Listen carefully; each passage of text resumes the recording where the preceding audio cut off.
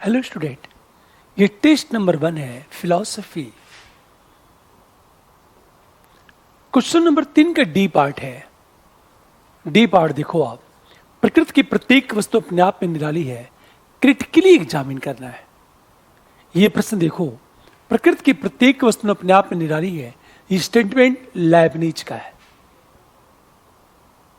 ये कथन लाइबनिज का है। तो फर्स्ट पैरे में क्या करना आपको, ये बताना है बुद्धिवादी एवं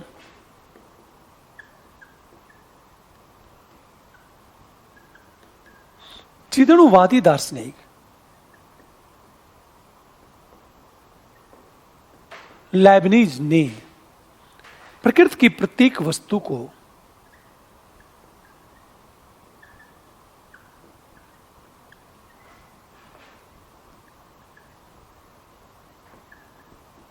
अपने आप में, बुद्धिवादी एवं चिदणुवादी दार्शनिक लाइबनिज ने प्रकृति की प्रत्येक वस्तु को अपने आप में निराला माना।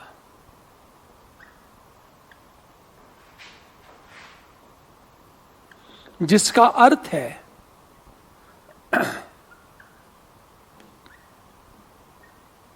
कि चिदणुओं में अक्षरशः समानता नहीं होती।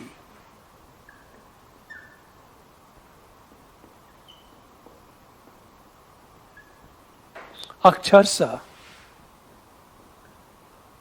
समानता नहीं होती है। ये हम फर्स्ट पैरे में बताएंगे। ये प्रकार का इंट्रोडक्शन है कि बुद्धिवादी एवं चिदणुवादी दार्शनिक लाइबनिज ने प्रकृति की प्रत्येक वस्तु को अपने आप में निराला माना, जिसका अर्थ है कि चिदणुओं में अक्षरशः समानता नहीं होती है। ये फर्स्ट पैरा है। हम सेकंड पैरे के जब बात करेंगे,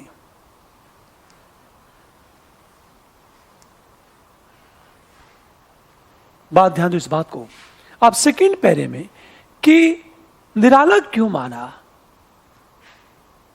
हमेशा प्रकृति की प्रत्येक वस्तु को निराला क्यों माना, हम सीधे बताएंगे क्योंकि, हमेशा ध्यान दो इस बात को,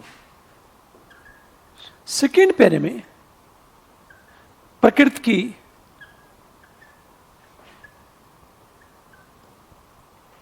अर्थात चिदणु अपने आप में अद्वितीय है। क्यों अद्वितीय है? क्योंकि नंबर ए, थोड़ा सा हिंट कर रहा हूं मैं, देखो आप, हमेशा प्रत्येक चिदणुओं में चेतना की मात्रा अलग अलग है, क्योंकि सभी चिदणु विकास के पथ पर अलग अलग खड़े हैं, क्योंकि सभी में सूक्ष्म जड़ता की मात्रा अलग अलग है। हमेशा ध्यान दो इस बात को। आपको करना क्या है, एक फिगर बना देना है इसमें। मैं बार बार कहता हूं, हर आंसर में एक फिगर, डायग्राम अवश्य बनाना। नंबर ए यूनिक है क्योंकि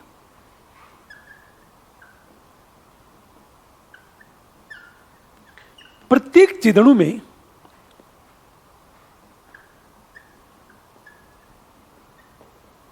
चेतना की मात्रा अलग अलग है, क्योंकि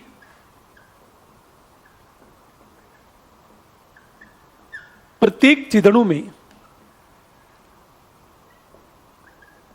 सूक्ष्म जड़ता की मात्रा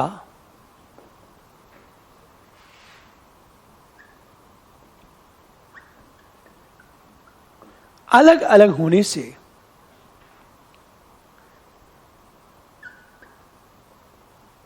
विकास के अलग अलग पथ पर खड़े हैं। हमेशा ध्यान दो इस बात को, प्रत्येक चिदणु चेतना की मात्रा अलग अलग है, क्योंकि प्रत्येक चिदणु में सूक्ष्म जड़ता की मात्रा अलग अलग होने से विकास के अलग अलग पथ पर खड़े हैं। एक फिगर बना देना आपको, ए, बी, सी और डी की बात करें। फिगर ये बनाना है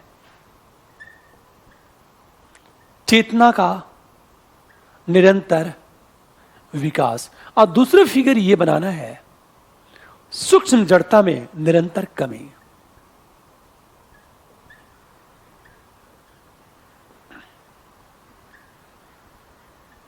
अब देखो, आप ये फिगर बनाओगे, जैसे ए, बी, सी और डी की बात करें। ध्यान दो, चेतना का निरंतर विकास हो रहा है, और दूसरी बात सूक्ष्म जड़ता में निरंतर कमी आ रही है। इतनी बातें आपको बतानी है इस प्रश्न में। अब देखो आप, पहला पॉइंट, प्रत्येक चिदणु में चेतना की मात्रा अलग अलग है, क्योंकि प्रत्येक चिदणु में सूक्ष्म जड़ता की मात्रा अलग अलग होने से विकास के अलग अलग पथ पर खड़े हैं। ये सेकेंड पैरा में नंबर ए चलेगा हमारा। ये हमें तुरंत फिगर बना देंगे ये। अब सोचो जरा आप, नंबर हम बी की बात करें।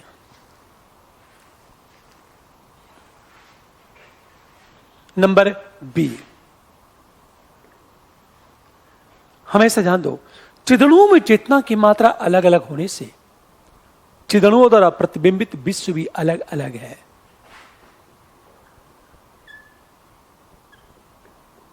चिदणुओं में चेतना की मात्रा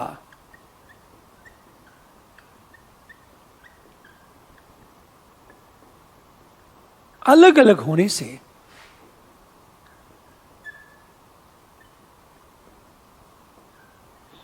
चिदणुओं द्वारा प्रतिबिंबित विश्व भी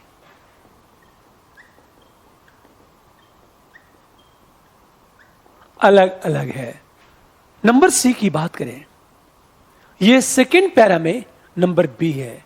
नंबर सी, यदि चिदणुओं में अक्षरशः समानता मान ली जाती तो सभी चिदणु विकास के पथ पर खड़े होते। परिणामतः हमेशा ध्यान दो, परिणाम क्या होता, सातत्य का नियम खंडित हो जाता, जिससे चिदणुवाद क्या हो जाता, खंडित हो जाता। यदि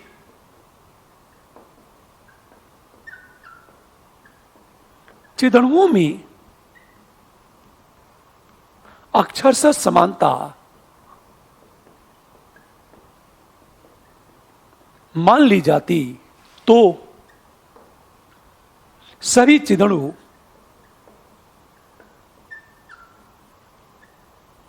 विकास के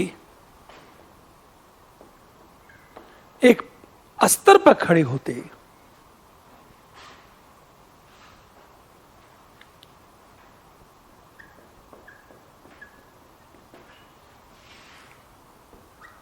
जिससे सातत्य का नियम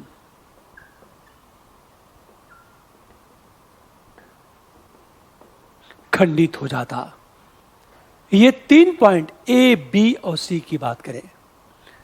अब हम आएंगे क्रिटिकली एग्जामिन, आलोचनात्मक परीक्षण करें। अपने आप में निराली है आलोचनात्मक, क्रिटिकली एग्जामिन करना है, मतलब आलोचनात्मक नजरिए से इसको देखना है। ये बात हमेशा ध्यान देना है इस बात को। अब देखो आप, अब हम आएंगे सेकेंड पैरे में। आज अब सेकेंड पैरे की बात करेंगे हम लोग। अब इसका क्रिटिकली एग्जामिन करेंगे, थर्ड पैरा। ध्यान देना, क्रिटिकली एग्जामिन का मतलब होता है आलोचनात्मक नजरिए से देखना है इसे। अब आलोचना करेंगे, लेकिन वैज्ञानिक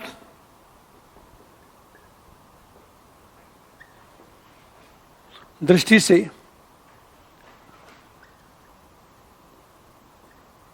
लाइब्निज के विचारों से पूर्णतः सहमत नहीं हुआ जा सकता।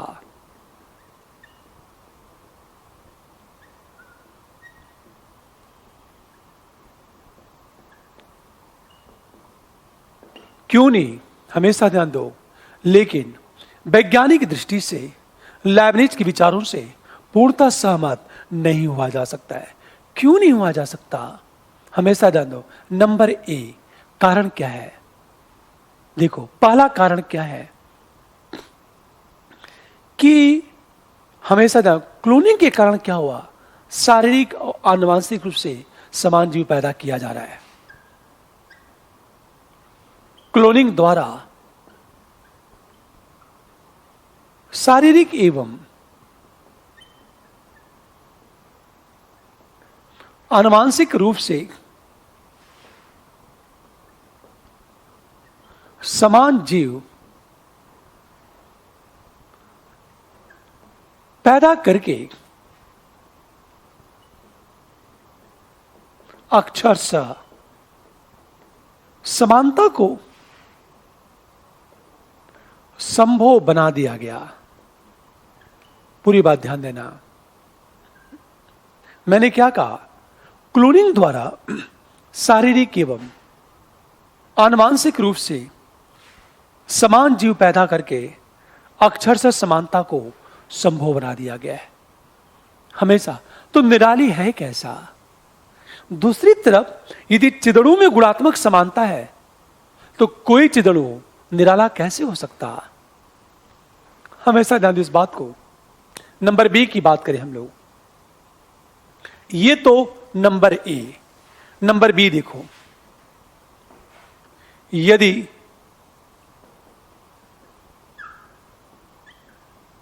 चिदड़ुओं में गुणात्मक समानता है तो प्रकृति की प्रत्येक वस्तु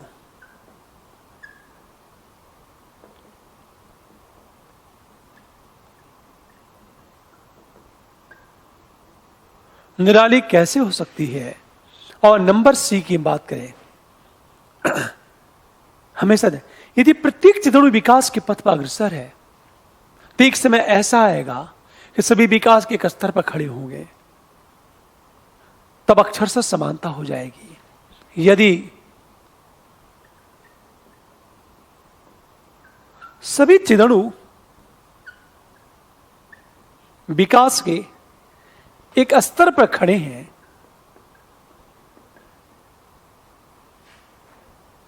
हमेशा विकास के पथ पर अग्रसर है, तो एक समय ऐसा आएगा कि सभी चिदड़ु विकास के एक स्तर पर खड़े होंगे।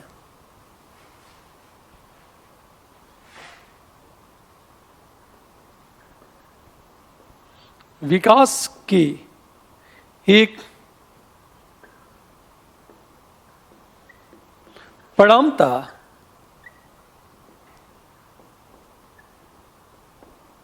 चिदड़ुओं में अक्षरशः समानता हो सकती है।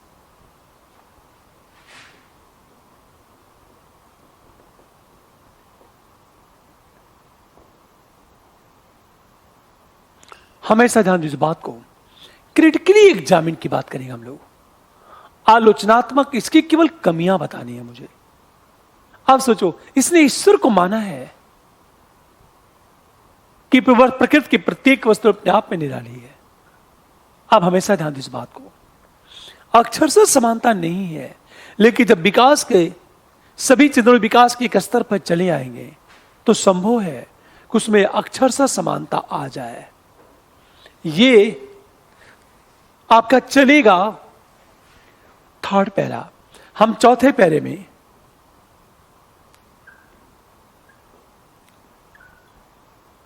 निष्कर्ष की बात करेंगे। वस्तुतः प्रत्येक चिदड़ों को निराला मानकर लेबनीज सामंजस्य स्थापित करने की निरंतर कोशिश करता रहा। वस्तुतः प्रत्येक चिदड़ों को मानकर लेबनीज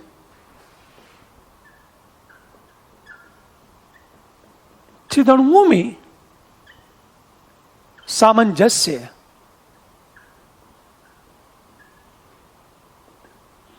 करने की कोशिश करता रहा। हमेशा ध्यान दो, यह आपका आंसर चलेगा। अगला क्वेश्चन देखो आप, क्वेश्चन नंबर 4 की बात करें हम लोग।